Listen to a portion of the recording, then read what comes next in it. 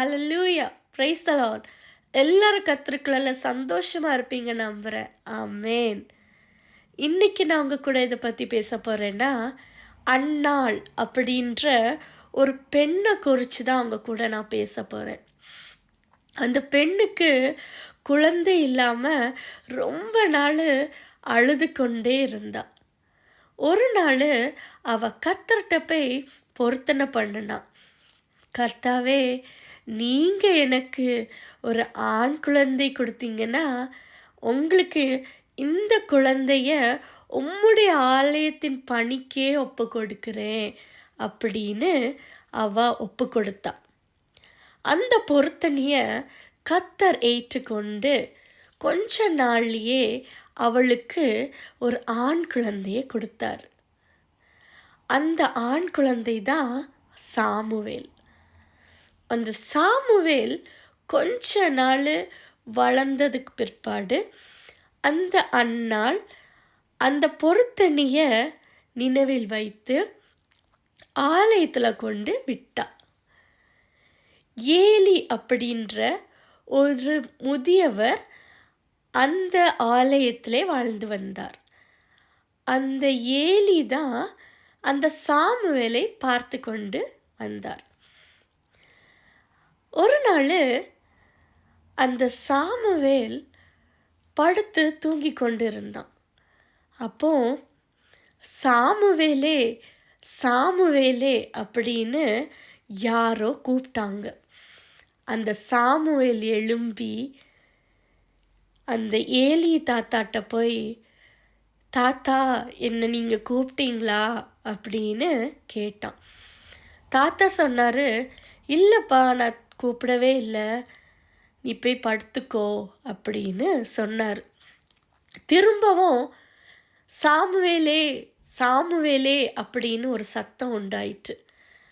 அவன் திரும்பவும், தாத்தா, என்னை கூப்பிட்டீங்களா அப்படின்னு போய் கேட்டான்.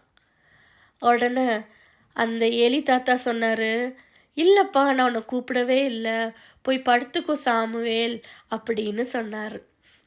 திரும்பவும் ஒரு சத்தம், சாமுவேலே சாமுவேலே என்று.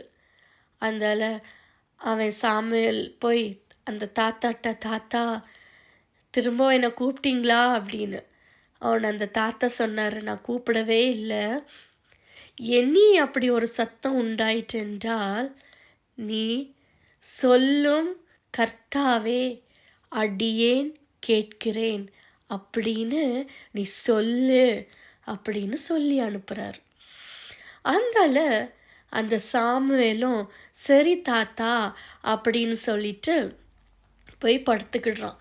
அவனுக்கு ரொம்ப பயம் உண்டாயிற்று, என்ன நடக்குதுன்னே தெரியலையேன்னு. சிறிது நேரத்தில் திரும்பவும் சாமுவேலே சாமுவேலே அப்படின்னு ஒரு சத்தம் கேட்குது.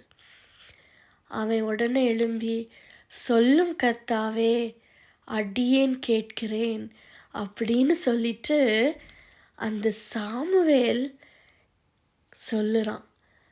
அது கூப்பிட்டது வேற யாரும் இல்லைங்க, கர்த்தர் கூப்பிட்டாரு சாமுவேலை.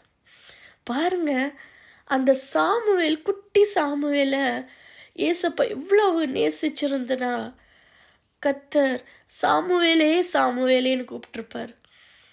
அதுபோல் நம்மளையும் நம்ம ஏசப்பா பேர் சொல்லி அழைக்கிறார்.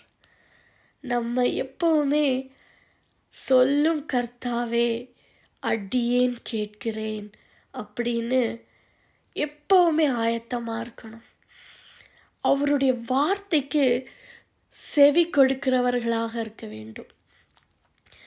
அது மாதிரி இந்த கதையில் இனி ஒரு லெசன் நம்ம படிச்சுக்கிட்டோம். என்னென்னா, நமக்கு குழந்தை இல்லாமல் இருக்கலாம், ஏதோ ஒரு குறையோடு இருக்கலாம். ஆனால் நீங்கள் கர்த்தர்கிட்ட கண்ணீரோட ஒரு பொருத்தனை பண்ணி பாருங்க. கண்டிப்பாக அந்த பொருத்தனையை தேவன் நிறைவேற்றுவராக இருக்கிறார். கண்டிப்பாக அந்த ஆசீர்வாதத்தை நீங்கள் பெற்றுக்கொள்வீர்கள். அந்த ஆசீர்வாதத்தை நீங்கள் பெற்ற பின்பு நிச்சயமாக நீங்கள் அந்த பொருத்தனையை நிறைவேற்றுகிறவர்களாக இருக்க வேண்டும்.